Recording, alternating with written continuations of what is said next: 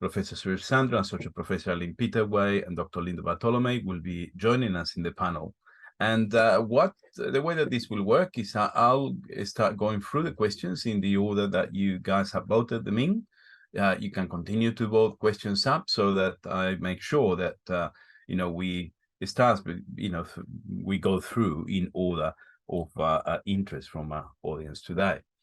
So the first question that I'd like to pose to our panel, and this I think came up very, very early in your presentation, Aline and Linda, comes from Rafik Tenius, and it reads: to what extent have Palestinian girls and women's experiences been represented in the research, particularly given Palestinians are in the largest refugee cohort in the world? Thanks, Graham. I might jump in on that. Rafik, thank you very much for your question. So I might answer that in two ways. In the context of our work, we have only worked with Palestinian women here in the context of Malaysia, where I'm actually am at the moment. And in our initial consultations for this project, there were several Palestinian. We worked with small numbers of refugee women leaders, and indeed the Palestinian women we worked with did report experiences of sexual and gender-based violence, both in the context of Palestine and displacement in other countries in the Middle East and also in Malaysia. We ourselves have not worked in Palestine. However, there is quite a body of research it's still small, from other scholars looking both, for example, at women's experiences on the West Bank, women's experiences in Lebanon. There is some research looking at the small number of Palestinian women who've been resettled to countries in Europe.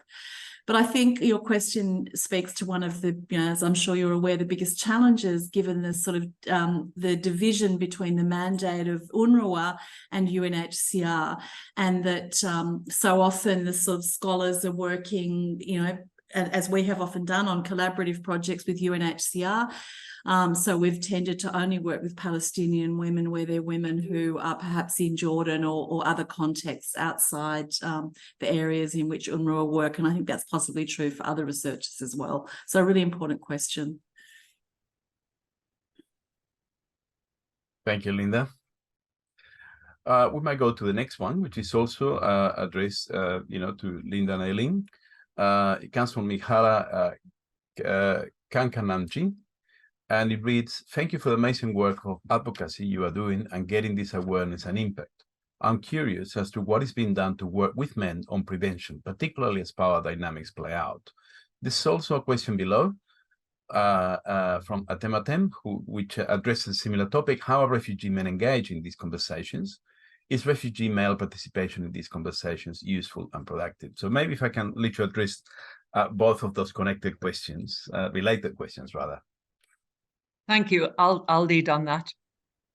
I think it's a great question. They're both great questions. And yes, of course, we have engaged with men and continue to. One of the biggest findings of our whole research is that if men are not engaged, nothing will happen, because we're looking at gender equality. And that doesn't mean women's equality. It means bringing an equality to both groups. And our work has showed always that refugee men and refugee women have different needs. There's a common core in the middle, but also women have some very specific needs, men have some very specific needs. They all have to be taken into account. But we have to understand the differences. For instance, rape of women and girls often leads to pregnancy. Women have abortions. There are a number of children of rape. That is an experience that doesn't occur to men. Women are very much ostracized. Men are traumatized equally, and both have to be addressed. So in terms of sexual and gender-based violence, we will never argue that women have to be prioritized over men. It's an equal horror, an equal trauma, an equal form of torture. So we need to address both. In our work, in our consultations, whenever we consult with refugee women, and our funding has always had a major focus on women and girls, we always include consultations with refugee men and boys at the same time. We talk to the women and ask them what they would prefer. Sometimes the women want it to happen with the men. More often than not, the women want it to happen separately to the men. And what we have found most useful of all in the consultations, which usually last up to a week long with multiple activities, is that we work with the men, we work with the women, and then for the final day, we get the women to present to the men on what they have discussed and the men to present to the women. And in that, we get an amazing results from that. The last part of our process is strategic planning, and then the men and the women work together on strategic planning. The women, although they ask to work alone, don't do it because they feel freer to talk, not because they don't think the men should be involved. So yes, in answer to your questions, we always work with men. We use the same methodologies, and they also become involved in the solutions. Thank you. Thank you, Elaine. I go to a question that is addressed to Suraj. It's from Nikki Singh and reads, why do you think that 15 appears to be the age where psychological distress is reported more? What makes it that critical age? Yeah, that's a great question, and I wish I could give you a definitive answer. I think there are two things that we're measuring there. I think first is that when children, adolescents get to 15, in particular in the context of a refugee adolescent who's resettled in Australia, then there may be a level of self-confidence and a level of self-awareness that allows a 15, 16, 17-year-old to self-report psychological symptoms in a way that a 12 or 13 or 14-year-old may not yet have. That's a hypothesis or supposition. The second, of course, is that the 15 and older child might, for a whole range of reasons, actually be experiencing those symptoms, in particular depressive symptoms, and they may be manifesting them for a range of reasons. One is that depressive symptoms begin to emerge more commonly in mainstream populations at that sort of age. They can obviously manifest earlier, but they begin to more manifest from about that age onwards. But also that there may be additional stresses borne by the older adolescent, in particular responsibilities within the family, responsibilities and awareness of what the challenges that the family are facing or experiencing in a post-resettlement context, and that might be resulting in a greater manifestation of depressive and anxiety symptoms. Both those comments are purely supposition, and we would need to, in fact, interrogate the data and I think conduct a new study to find out the actual reason. Thank you, Suraj. Next question reads, is addressed to Linda and Aileen, and reads, what would be your recommendations based on your work for STARTS to further embed a gender equality framework and ways to strengthen its responses to, SGBV, sexual and gender-based violence? And I suppose, I mean, we have a very participants from all over Australia, so it could be addressed not just as STARTS, but perhaps agencies such as ours elsewhere as well. I'll have a go at this, but I have to say, Jorge, we've been working with STARTS now for since 1990, and I think that STARTS has always been responsive to women and women's needs, increasingly so, as we all have over the years, as they've become more articulate. I think the important thing for all service providers is to make sure they don't make that mistake of just mainstreaming gender. Oh yes, we've got services, and they're for men and they're for women, remembering always that men and women do have separate needs. And we need to be very clear about what they are and how we respond to them. Giving space to women, because I think we have to acknowledge that it's often unsafe for women to talk about sexual and gender-based violence, both prior to arrival in Australia and here. I noticed one of the questions was about work in rural Australia. We have done quite a lot of work in rural Australia with women at risk resettled in different sites in Queensland, New South Wales and Victoria. And we have found that a lot of those women still suffer from sexual and gender-based violence here, are still forced into survival sex to survive. And yet it's still very shameful. They're not going to disclose. So services such as STARTS and other services need to have somehow created through their community development work, which I know STARTS does brilliantly, safe spaces where women can come and disclose those sorts of things, can talk about it and seek, as they are ready to seek, the support that they need. And never just tick a box, say, oh yeah, we've taken age, gender and diversity into account. Of course, LGBTQI community can come here, tick. Of course, we're looking at sexual and gender-based violence. Be very consciously aware the whole time that we have to take the extra steps to find out what's happening. Thank you. Thank you, Eileen. No, those are very important reflections and yes, you're right. I think we all been learning in the field about how to do this better, but there's still a long way to go, and we need to continue to ensure that the services are geared and accessible and I suppose welcoming for people in the different circumstances. You mentioned the focus on your research on in regional areas of Australia. I thought that this actually could also apply to you, Suresh.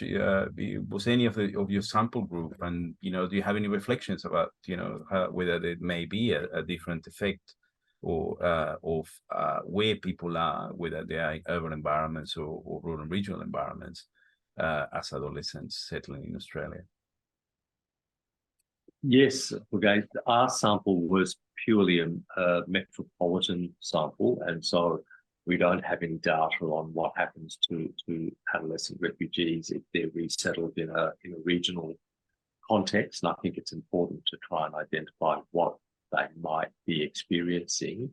That can be both from a positive and a negative perspective. A positive perspective because a lot of regional communities can be very welcoming, and where there might well be, in a smaller scale, the opportunity for stronger community and social links and engagement, but also that there's the possibility of an increased exposure to discrimination or racism, which might act against a positive resettlement experience. The other factor, of course, is the employment opportunities for parents and whether or not they're able to find work, which again might be positive in some rural regional settings, but might not be the case in others. The only way, of course, that we need to do the studies to determine whether or not there were differences between metropolitan and regional Australia with regards to our findings. Thank you, Suresh. I might go to the next question now, which is, do you think there may have been, and this I think is addressed to you as well, Suresh, do you think that there might have been underreporting of symptoms due to fear of being rejected from Australia? Or perhaps, how did you provide that reassurance that it wouldn't be rejected?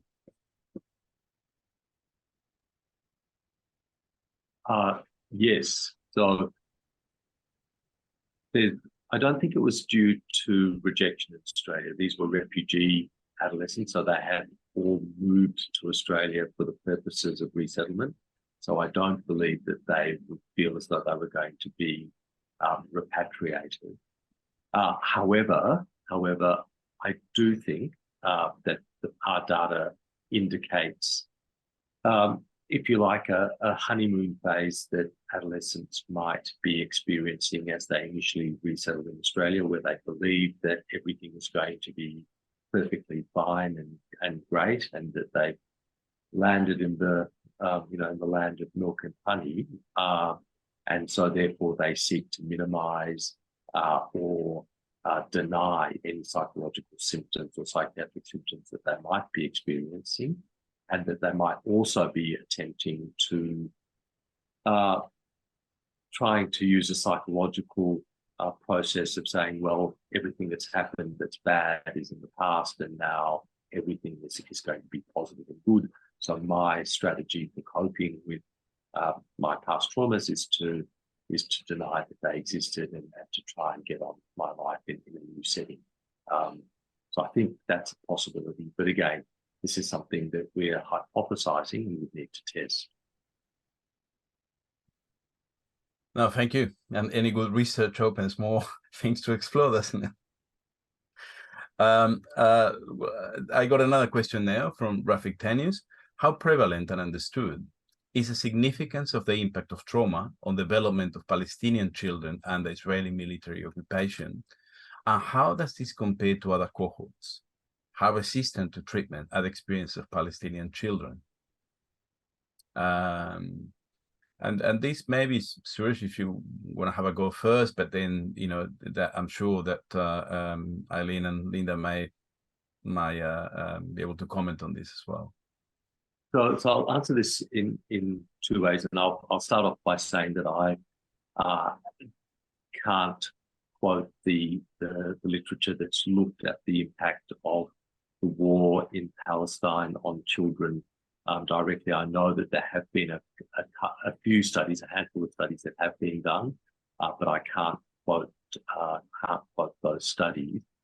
I personally was in Gaza after the last set of conflicts going back about a decade or thereabouts, and looked specifically at the psychological impacts on children and adults, both children and adults, and can anecdotally report, so this is anecdotal, that they were profoundly affected. In particular, young children had what appeared to be, almost a universal presence of PTSD symptoms, including hyperarousal, nightmares, and high levels of distress, and that was also present very strongly through the population. This was in the immediate aftermath of the last war. So, if you like, there had been people were still acutely sensitive to those issues,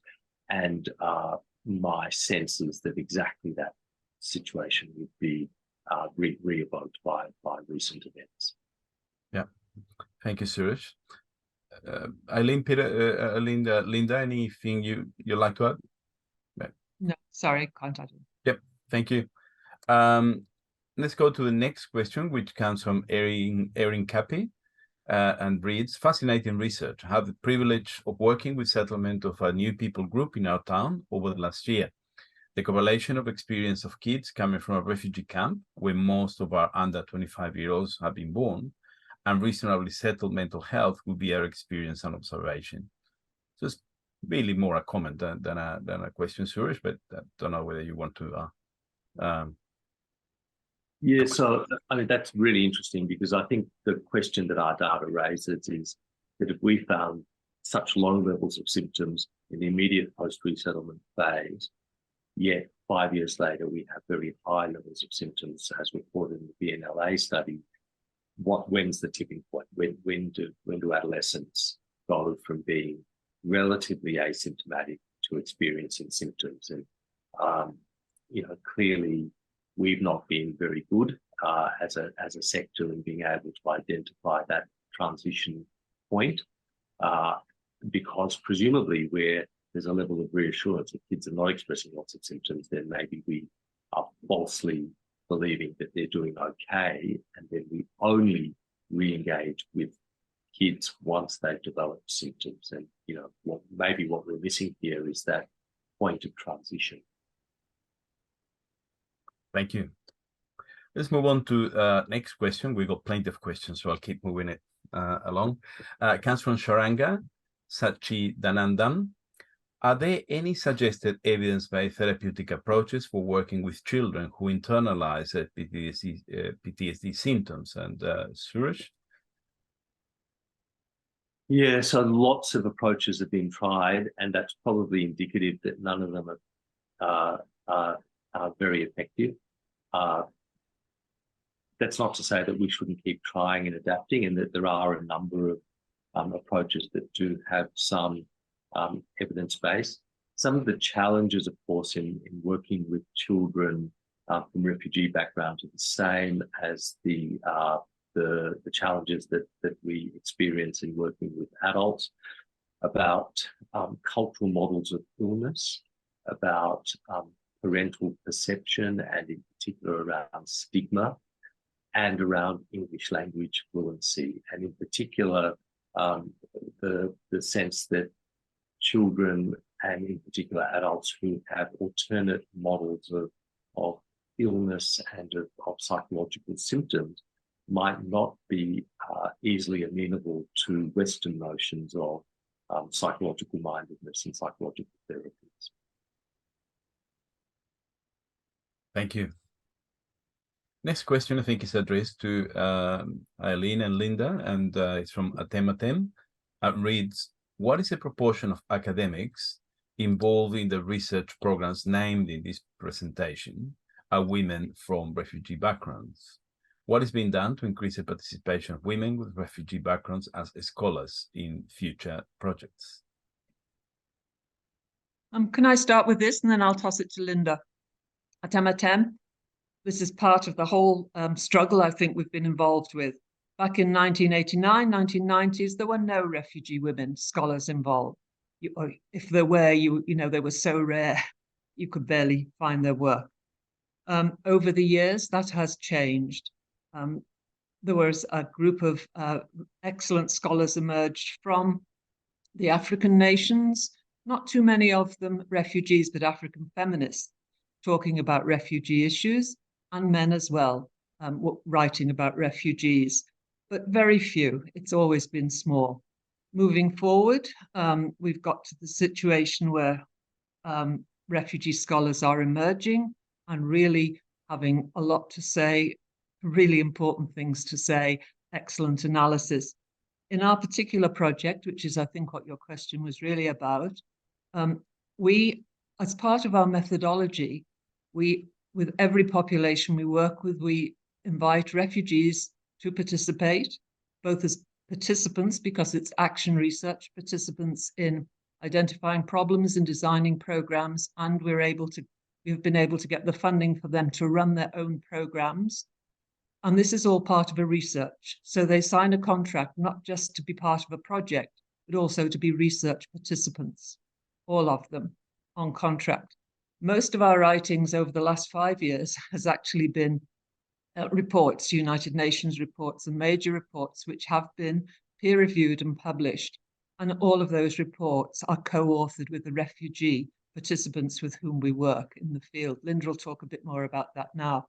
In terms of our work at the United Nations, when it was agreed that Linda and I would run a gender audit of all of the many major meetings leading up to the drafting of the Global Compact on Refugees, we agreed on condition that refugee co-researchers were employed from the 5 regions of the world. We actually ended up with a team of 7 refugee co-researchers. We were all had equal status in the team. We had equal remuneration for, not very much, but to cover all of our costs and everything. So we were a solid group, and all of the reports, which you will find published by UNHCR, are peer-reviewed and are co-authored by the refugees. So we have done whatever we could to bring refugees in as our co-authors, as our co-researchers. I just want to hand over to Linda now, because she's in Malaysia just because of this. So look, I've just shared a photograph, and I'm going to explain why I've shared that. So, and I think it goes, hopefully partially responds to Laura's Johnson's question I see in the chat about where to from here. So the work that we've done in Malaysia has been in direct partnership with refugee women from 7 different countries: Sudan, Somalia, Afghanistan, Pakistan, Yemen, Rohingya women from Myanmar, and also Chin women from Myanmar. And they formed, some of them had small organisations already, others have formed organisations in the context of these small amounts of funding that have been provided to them to design, implement, evaluate and report on small projects that they have developed that are designed to address sexual and gender-based violence, not necessarily directly, although some groups have run virtual social support groups, some groups have been trained in sort of basic counselling skills by other partners here, and they've provided psychosocial support training to women. Others have engaged in livelihoods projects, others have done childcare training, but everything has an intersection with building women's safety, addressing sexual and gender-based violence. What's been the biggest challenge? They're refugee groups living in Malaysia. They're not legally registered. They don't legally have work rights, although informally they can work. So what happened yesterday, and the reason I'm in Malaysia, is these women came together with 2 women who were paid to coordinate the groups. They organised an expo. They've come together as a consortium of 8 groups and refugee women-led groups with partners, NGO partners in Malaysia, with the support of UNHCR. And what happened yesterday was they were promoting the work that they had done and their achievements. This photograph is of Lena, who is from Yemen. She was one of the coordinators. And they were promoting their successes and their efforts to donors, and there were a number of donors and governments there. The event was attended by over 200 people, and it was completely organised and executed by them. In developing the proposal for the consortium, the Somali women put together this fabulous brochure of all of the work that they've done and their impacts, and the rest of the women are working on doing that too. So these women have been collaborators, co-researchers, co-participants. Our academic partner here is going to be working with the women to author a booklet of impact and their stories, which will be co-authored, and there'll be more publications to come. So it's been an amazing project. Long answer, sorry everyone. No, thank you for a very comprehensive answer. I was smiling because if anyone is done, an enormous job and walk the talk on this area is the 2 of you, and we've had the benefit of having some of the people that you've encouraged and trained from Women from Lived Experience presenting a couple of our master classes on various topics. So thank you. Our next question is from Nikki Singh. And it's related to one that she asked earlier, and you answered, is, as you mentioned earlier, that rape and pillage is considered a reward of war efforts. But is there any more information around the other reasons why sexual and gender-based violence is so prolific for refugee women? Linda? Sorry, I was just replying to Tem. So I think there's been some work over the years that have looked at different contexts. So, and I think this is why the work that the Sereda Project has done is so important, because sometimes there's, in the height of a conflict, we see a huge focus, as we did, for example, in the sort of genocidal attacks on the Rohingya community in Myanmar in 2015, where the rape of women by the military was well documented. There was a lot of focus. There were journalists who all ran into the camps in Bangladesh, documented stories. There was funding, and it was quickly forgotten. And I'm sure we'll see the same thing in the context of the rape of Palestinian women that we're hearing about, and the rape of women in DRC. So in conflict, I think we have some documentation and some analysis of why the power differentials, the use of rape to destroy communities, to disempower families. Then we know that often, as Eileen mentioned, men are killed, women are separated from their families, they're making the journey alone across an international border, they're raped, or the border guard, demands sex in exchange for, I will let you across the border. When you don't have legal status in a refugee camp and you can't work, your vulnerability is enormous, and you need to feed your kids and you need a roof over your head. So often it's sex in exchange for materials to build your house, sex in exchange for food. In the refugee camps in Bangladesh, the fuel that's provided are gas cylinders. They're enormous. A small woman can't carry them. You've got to pay a man. How do you do that? Sometimes it's exchanging sex to have the gas cylinders carried. So the structural conditions are what increases women's vulnerability to abuse. The research has also highlighted, and we particularly did a lot of work in Kakuma refugee camp, that if you've been raped once in conflict, then you've been perhaps held as a sex slave. Your vulnerability to further instances of rape and abuse increases dramatically. And when issues of stigma and shame and community exclusion occur, it enhances vulnerability further. That's not to say that all women are excluded or stigmatized. Many communities wrap themselves around women who've been raped and sexually abused. Domestic and family violence, there's been quite a lot of research looking at the way in which the trauma of displacement, the emasculation, the sort of stereotypical gender roles, the lack of work for women and men, all of these stresses can contribute to domestic and family violence. Being forced to live in one room with two other families where husbands are still wanting to have sex with their women and women are resisting because children are in the same room, all of these factors. So it's the context of displacement and dislocation in all of these different contexts that are major contributors. Can I just add too, there's the silence, Jorge, the silence about it. We know that in Ukraine, NGOs from Europe were taking into Ukraine the morning after pill to give to women who were fleeing, because they knew it was so likely that they would be raped, that they would have the morning after pill.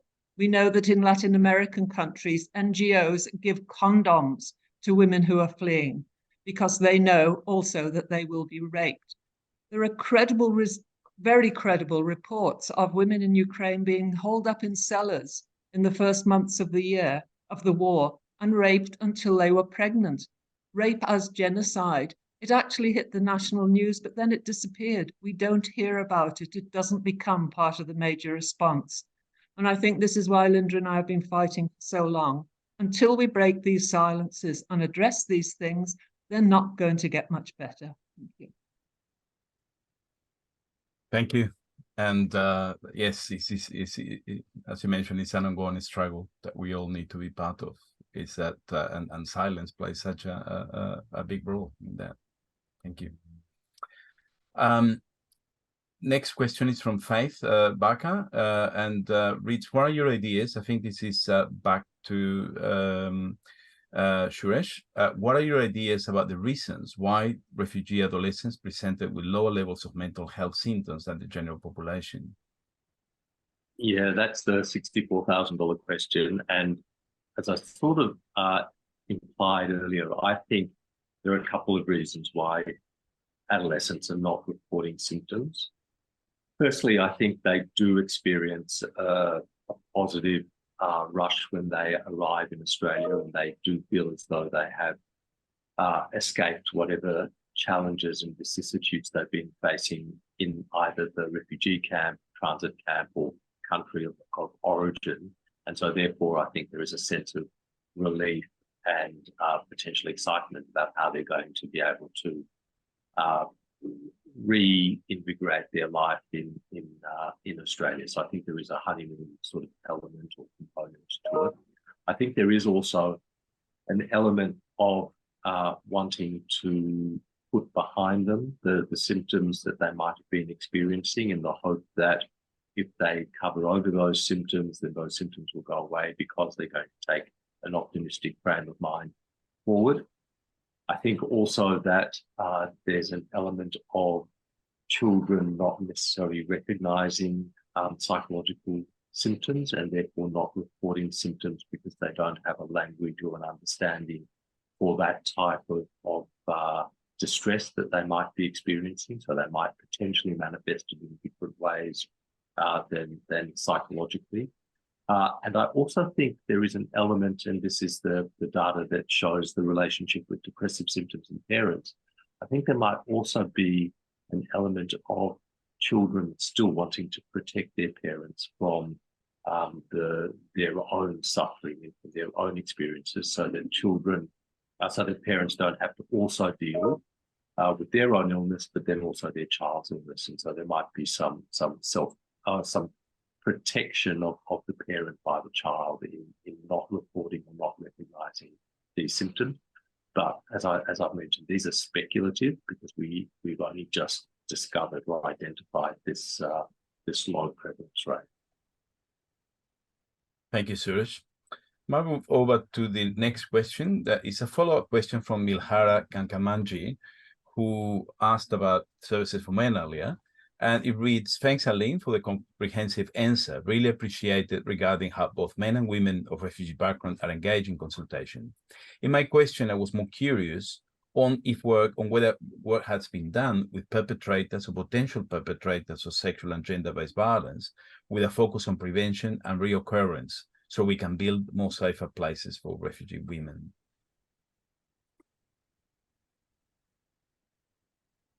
Very little in camps and urban sites. I haven't got anything very positive to say about that, I'm afraid. It needs to be done. It desperately needs to be done, and the women ask for it. I think the answer comes mainly, and the best things we've seen is when, it's easy to suddenly dismiss all men as bad, which is stupid. There are so many good refugee men, supportive refugee men, fathers, husbands, sons, and they are the ones, I think, where the answer lies to this. In Cairo, there was a very good program some years ago where refugee men worked with other refugee men to address this face-on. And I know there are in other camps and places as well. And I think harnessing, in the same way that we've worked so hard to harness the power of the refugee women, we need to work just as hard to harness the power of the refugee men, because it's with them the answer lies.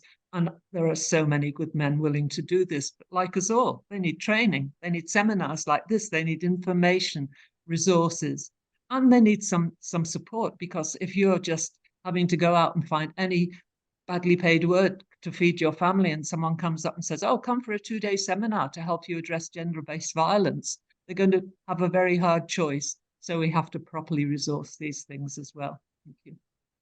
If I could just jump in and add to that, there's been a bit of, historically some work done in Australia, and I remember Eileen being a little involved in this as well. Susan Rees and Bob Peace did some work, particularly looking at domestic violence and responses among refugee communities in the sort of mid-2000s, working with men.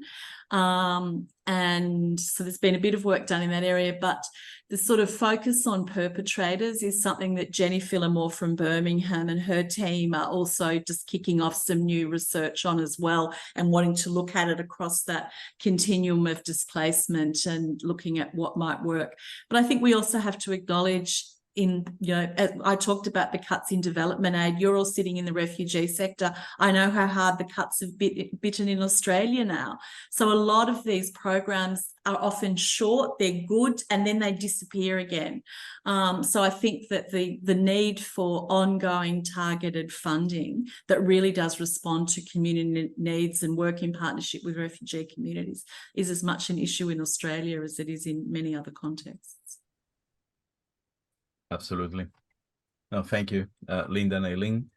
We're getting to the end of our time, so it's a couple of questions that, and then we'll probably hit the end of the seminar.